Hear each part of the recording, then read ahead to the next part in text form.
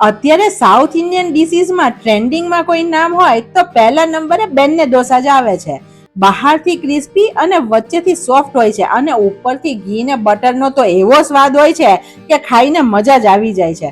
વિડીયોમાં પરફેક્ટ બેન્ને ડોસાની સાથે સ્પેશિયલ પોડી મસાલો પણ બનાવ્યો છે, જેના વગર તે અધૂરા જ છે. તો એકવાર ઘરે ચોક્કસ ટ્રાય કરજો ને વિડીયો પસંદ આવે તો લાઈક આપી રૂપલ્સ ટેસ્ટી ટિપ્સ ને સબસ્ક્રાઇબ જરૂર કરજો. Happy cooking, enjoy eating. સૌથી પહેલા આપણે પોડી મસાલો બનાવીએ, જેના માટે મેં અડધો કપ જેટલી અડદની દાળ લીધી છે.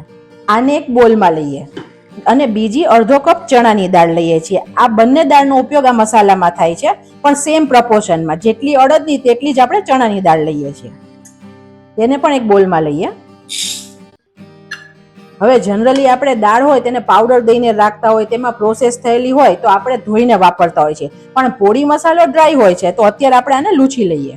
આપણે દાળને અલગ અલગ લૂછીએ છીએ, તેનું રીઝન હું તમને પછી કહીશ. બંનેને ભેગી નથી લૂછી લેતા. આવી રીતે સાફ કરી લેવાની.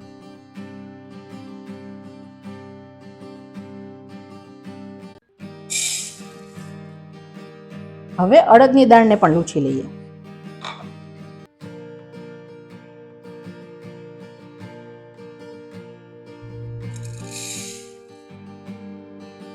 અત્યારે આપણે બંને દાળને શેકવાની છે, તેની માટે એક પેન લીધું છે. ગેસની ફ્લેમ એકદમ સ્લો રાખવાની છે. 1 ચમચી તેલ એડ કરીએ છીએ. થોડું ગરમ થાય એટલે ચણાની દાળ એડ કરીએ. ચણાની દાળને 1-2 મિનિટ શેકવાની, કેમ કે તે વધારે હાર્ડ હોય છે. અડદની દાળ જલ્દીથી શેકાય છે, ચણાની દાળને થોડી વાર લાગે છે. એટલા માટે આપણે બંનેને જુદી જુદી રાખી, જેથી બંનેનો રોસ્ટિંગ ટાઈમ બંને દાળને મળી રહે. ઘણીવાર એવું થાય બંને દાળ જોડે નાખીએ ને અડદની દાળ જલ્દી લાલ થઈ જાય, શેકાઈ જશે, અને ચણાની દાળ થોડી કાચી લાગશે.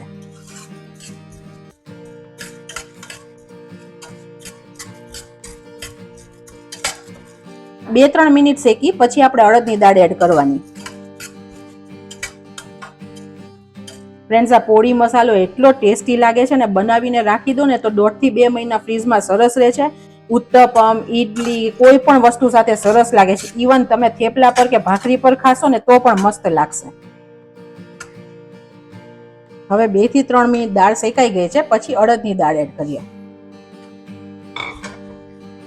હવે આ બંનેને લાઇટ બ્રાઉન થાય ને ત્યાં સુધી આપણે શેકીએ. અત્યારે દાળ શેકાય છે ને એટલી મસ્ત રસોડામાં સુગંધ આવે છે ને. ગેસની ફ્લેમ સ્લો રાખવાની, નહીં તો જલ્દીથી લાલ થશે ને અંદરથી કાચી રહેશે.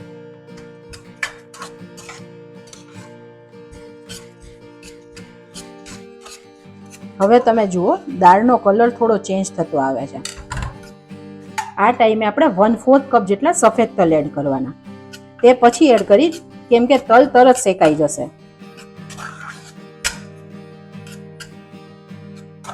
આ બધી દાળ અને તલનો આ મસાલામાં બહુ સરસ નટી સ્વાદ લાગે છે. તલ ચટકવાનો સરસ અવાજ પણ આવવા લાગ્યો છે અને દાળ પણ સરસ શેકાઈ ગઈ છે. તો હવે આપણે આને કાઢી લઈએ. આ દાળને આપણે પૂરી ઠંડી થવા દેવાની છે. ઓથેન્ટિકલી જ્યારે પોડી મસાલા બને છે ને ત્યારે તેમાં ગુંટૂર મરચાંનો ઉપયોગ થાય છે, અને તે મરચાં ખૂબ વધારે સ્પાઇસી હોય છે. પણ તે આપણે રહીએ છીએ ત્યાં બધે મળે એવું જરૂરી નથી. તો અત્યારે આપણી પાસે કાશ્મીરી અને રેશમપટ્ટી મરચું હોય તો તેમાંથી પણ બનાવી શકશું. અત્યારે આપણે કલર દેવા માટે કાશ્મીરી મરચાં વાપરીએ છીએ, અને જો તમને તીખાશ બહુ જ પસંદ છે તો તમે રેશમપટ્ટી મરચાંનો પણ ઉપયોગ કરી શકો છો. તીખાશ તમે રીતે લઈ શકશો. અત્યારે હું 6 નંગ જેટલા કાશ્મીરી લાલ મરચાં એડ કરું છું. ગેસની ફ્લેમ એકદમ સ્લો રાખીએ. 8-10 મીઠા લીમડાના પાન એડ કરીએ. એકદમ સ્લો ફ્લેમે આપણે આને શેકવાના છે. અને એક નાનો ટુકડો આંબલીનો એડ કરીએ છીએ. જો તમે આંબલી ના ખાતા હોય તો ક્રશ કરતી વખતે તમારે આમચૂર પાવડર એડ કરવાનો, પણ આનાથી એક પંચ અને સ્વાદ બહુ સરસ લાગશે.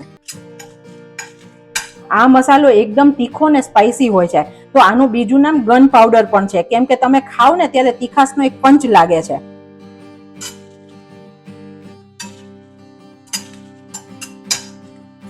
જો આખા સૂકા મરચામાં દાંડીનો ભાગ હોય ને તો તે કાઢી લેવાનો.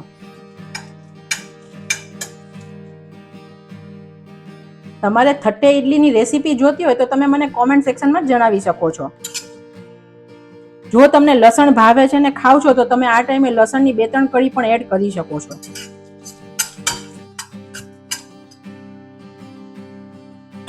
મરચા જેમ શેકાશે ને તેમ ફૂલી જશે મરચા. હવે સરસ અવાજ આવી રહ્યો છે અને પરફેક્ટ શેકાઈ ગયું છે. કાઢી લઈએ. હવે મરચાં ને લીમડાવાળું મિશ્રણ ક્રશ કરી લઈએ.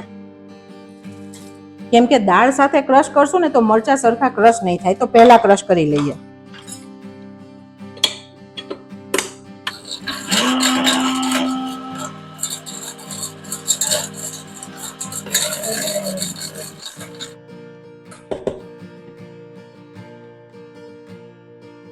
આપણે ખોલીને જોઈએ મરચું સરસ ગ્રાઇન્ડ થઈ ગયું છે. હવે આપણે દાળ એડ કરી દઈએ.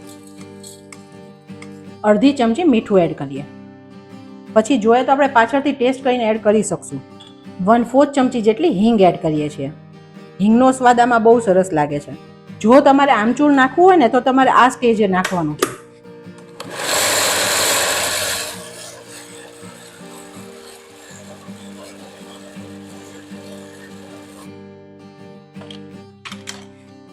હવે આપણે ચેક કરીએ. એકદમ સરસ પોળી મસાલા બની ગયો છે અને એકદમ મસ્ત ટેક્સચર છે. હવે આપણે બેને ઢોસાનું બેટર બનાવીએ. અત્યારે એક મીડિયમ સાઇઝનું બટેટું ઝીણું ઝીણું સમારીને લીધું છે. બટેટાને આપણે પાણી નાખ્યા વગર ક્રશ કરીએ. આપણે બટેટું પહેલા કેમ ક્રશ કર્યું? જો આપણે લોટ સાથે મિક્સ કરીને ઉપર બટેટું નાખીને ક્રશ કરીએ છીએ ને તો બટેટાના ટુકડા રહી જાય છે અને તે ઢોસો પાથરતી વખતે પણ આવે. તો આપણે પહેલા બટેટાને ક્રશ કરી લીધું. 1 કપ જેટલો આપણે ચોખાનો લોટ લઈએ છીએ. અડધો કપ બેસન લઈએ છીએ. 1/4 કપ મીડિયમ ખાટું દહીં લઈએ છીએ. અત્યારે મેં અડધો કપ પાણી લીધું છે. તેમાંથી જરૂર મુજબ નાખીને બેટર બનાવીએ. અત્યારે હું 3 ચમચી પાણી એડ કરું છું. મિશ્રણ ક્રશ કરવા માટે હજુ થોડું વધારે પાણીની જરૂર છે, તો અડધા કપમાંથી અડધું પાણી આપણે એડ કરી દઈએ.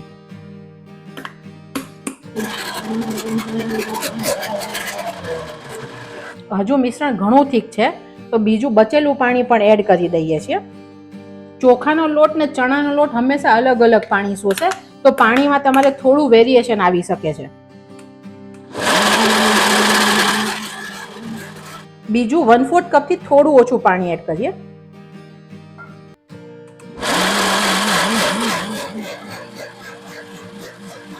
હવે તમે જોઈ શકો છો એકદમ સરસ સ્મૂથ બેટર બની ગયું છે. બેને ઢોસાનું ઘણા બધા લોકો ખીરું બનાવે ને ત્યારે 2 સૂકા લાલ મરચાંને ગરમ પાણીમાં 10 મિનિટ પલાળે અને પછી ક્રશ કરવામાં પણ નાખે છે. જો તમને તીખાશ ભાવતી હોય તો તમે નાખી શકો છો, બાકી તમે સ્કીપ પણ કરી શકો છો. બેટરને આપણે કાઢી લઈએ. એકદમ સરસ સ્મૂથ બેટર બની ગયું છે. બીજી સાઈડ આપણે તવાને પણ ગરમ થવા રાખી દઈએ. ગેસની ફ્લેમ સ્લો રાખી છે. અડધી ચમચી મીઠું એડ કરીએ છીએ. તમે ટેસ્ટ કરીને પ્લસ કરી શકો છો. હજુ આપણું બેટર ઘણું થીક છે. આપણે ઢોસાની કન્સિસ્ટન્સીનું બેટર રાખવાનું છે. જે પાણી લીધું હતું તેમાંથી બીજું 2 ચમચી પાણી પ્લસ કરું છું. ટોટલ 3/4 કપ જેટલું પાણી એડ કર્યું છે.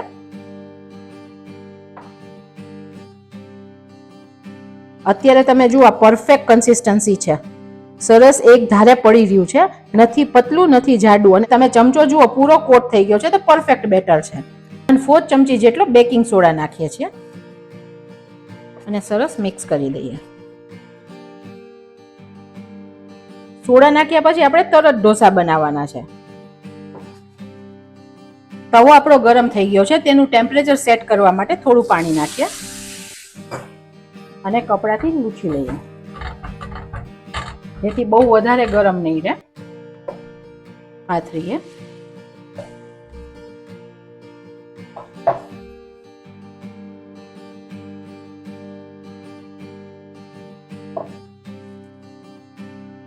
આપણે અત્યારે પ્યોર નંદિની ઘીમાં બનાવીએ છીએ, જે ઓથેન્ટિક સ્ટાઇલ છે. ઉપરથી પોળી પાવડર નાખીએ. એકદમ સરસ જાળી પડે છે ફ્રેન્ડ્સ. બેને ઢોસા જાળી વગરના હોય જ નહીં. આવી સરસ જાળી પડે તો જ બેને ઢોસા પરફેક્ટ બન્યા. નંદિની ઘી તમને ન મળે તો તમે કોઈ પણ ગાયના ઘીમાં ઢોસો બનાવી શકો છો, પણ મળે ત્યાં સુધી લેજો. તેની ફ્લેવર બહુ સરસ લાગે છે.